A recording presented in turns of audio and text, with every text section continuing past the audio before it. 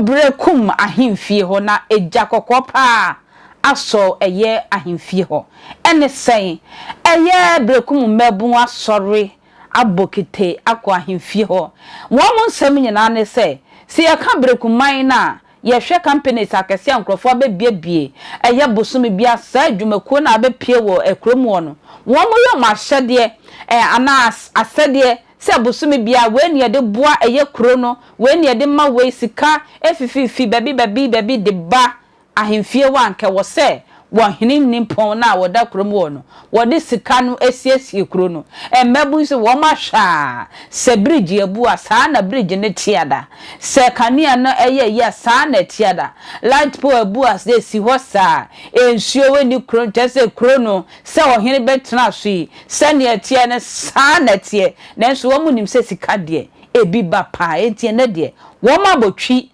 abowura ahemfie so wo hene yi ene yetu ade so because e wo besi so no bi papa bi ani ho a wo de abo aman me yanko Berekum ahemfie wo yanko fa ne ekoso wo mra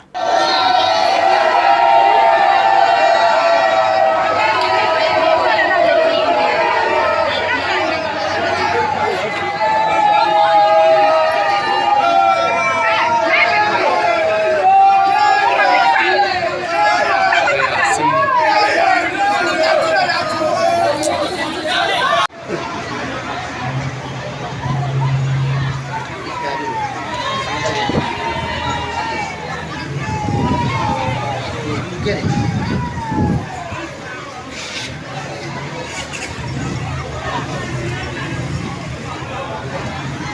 Abusia dia ene dia yantinsi kwa mukra tan so yantu mika nko Berekum is mpacho sabre nanka Erika Mwaku wa hadada kota ene ese posifo ekwa kwachi obi na ebrom kokodu honom no emabu na ewo kota wo matie gina ene posifo akatoma mento na ese de ebesi anya asi Erika Mwaku de don magla ene wo ho obetimi akire mu ye Erika mi akwa asase na ese Berekum mabunu ene Berekum Policemen mu ntamu nwono papa yesu omu kwa kwachiri obi Ghana mra ni mu mfie enso omu koye no mabunu so omu ntiase ede na aba yo Erika Mwaku ahomanom ni muaye nti yegusu hwese yensabeka Eric na fei watimi ato aso ede ama yen sanse Berekum kota ena yehwa postka enegina hoi na nipa drum ya mabunu asusu giragire nnuase ehwe de besie na se wo mo akoma anwo so a wo mo so atie si mayen kohwe se Erika homa ni gina so a afa yende na kasa Eric afa de otimenka Erika homa no ntomu entinama ebre no nti ubekoso na se nyame ya adom Eric ba wato ankomo no so Yapem so na yakoye ni mebra yegu so ehwe se yensa beka ye nuabema Eric na de ekoso okota ode ababebo ye nyina nyame na fafie enye sa de anka de yebetin na enyasem de kra ni nyina ne se akwanhia asi ewo anya NIC nkramantam he ya eye enura anwumre enipa maako aduonum yensa 23 ena prepare mu odempa enti awie wu ni di ya ene lent na ya start empire no memunya den na bobi efama sa nipa ni nyina enti ye ne kra che se nipa baako ato anananum wonse do a ono de agye wanka bi eno no ka no ena wo hwe ewo Angel TV so ni nyina ene se enu anwumre ka ni registration number JX 4306-13 ene waso anipa de ma ene nam kwanso a eko na abusuafo kire mu se okwa bedi ntuo naming ceremony enti hu so bia fa ne ho wo bia fa ne ho asa sorry for ne abusuafo a wo bia fa ne ho kama pa na omani ekire ablekuma eyega Central Municipality nkramantem ha na yamani boni odehye kwakwasi edu ene asotenten kanidin ne ho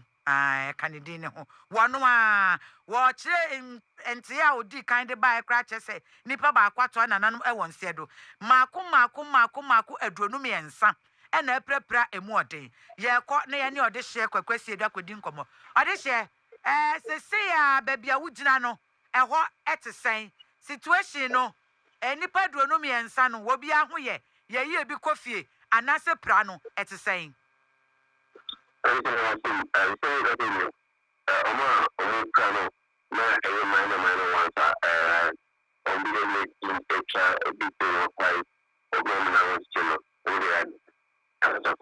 Ashe you ama omo ekuti ana no do pa do a the man no one in some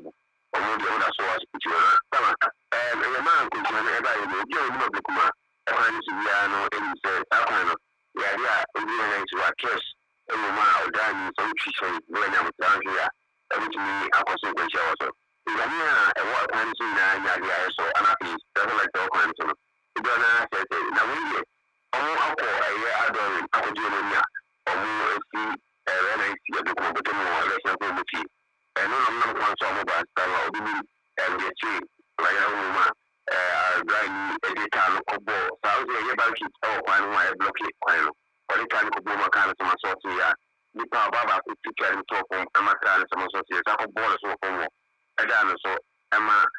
men e ba ho e ki ja kana sa ni ti e ta ma ba wa no e speaker na sa ba wa no ani sin se ti o to na no e won se da ko fa no ti kan ji adia ka yi na shi ka kai ne kuma kai diye cha rani no ci shi na according to sources no ya dia wadi ka kana no o she jali ne mu ba ne fu sitwa iti mu wasi na oko ana fe ka na ka na no ene na so ti medi san kwenche ba wenye je di kan kwenche si wo san pa mo san ke na o ri because ya te wo ba ti mo pone o mo ti wo a mo ku kwenche re wu wo ne cha commercial thing for say wenye speed drums when street like na stuff like no munya dia o do munya speed drum so you speed drum na drum di speed ba ya dia o pass back mi bi esa o ba tuna boa se be en kwenche na wono e so beti ncha se si ameno ka say mami misa se car no ya to e de afiri ho a kwan ni ma da ho a obi akoba na driver ni no shenkani no e hefa na o sisi a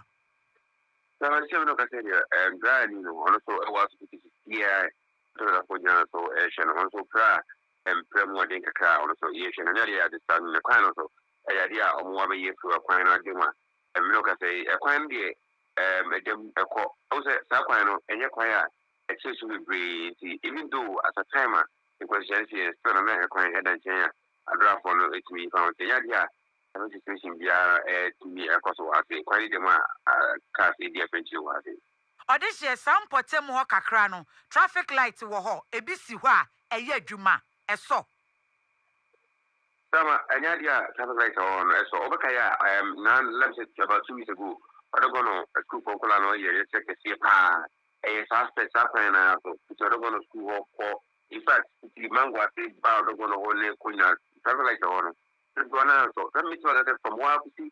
maybe because the traffic light is on be ni no and so after street light e wo kwan so from that perspective kunya no ni so and na so mango sia e koso wata kwan so odihye mame na wase na memfa nsi a na adansefo bia o mani tua sansem ni mu pa e de nkyeremu bae ma yentie o momra shake one slow down say the bit na go pan slow down okay enti ohra